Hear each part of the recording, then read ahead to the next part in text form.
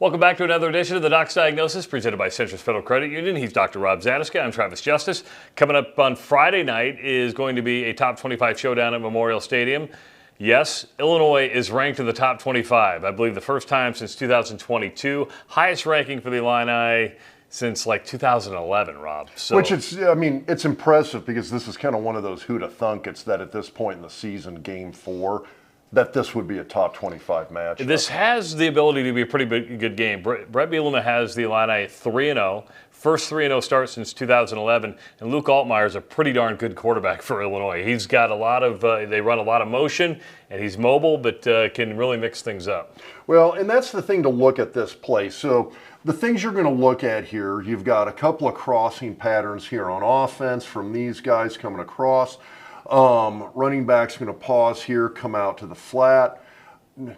I say flat, probably more a slot kind of guy in that position. Offensively on the offensive line, again, you're going to see the offensive protection.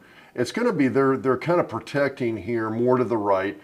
You're going to see a linebacker blitz here. And again, Nebraska saw this against this past week against Northern Iowa, where in Central Michigan runs a little bit of a similar scheme here where they're bringing the outside linebacker. They're bringing this guy over, and they want to bring a blitz with that middle linebacker. He kind of has to pause a little bit because of the motion and action of the running back here.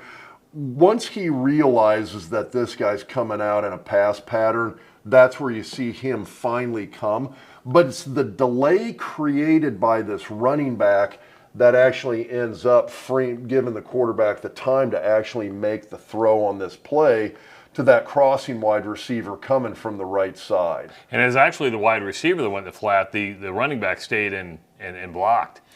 You do see that. He kind of hangs there right on the line of scrimmage. So he would be sort of that flat guy there who would be the kind of the outlet pass for the quarterback on that particular play.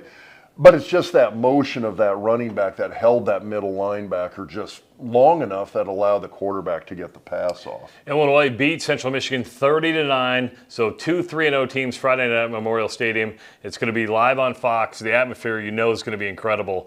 And interesting showdown between two top 25 teams that may be a little bit similar at this point.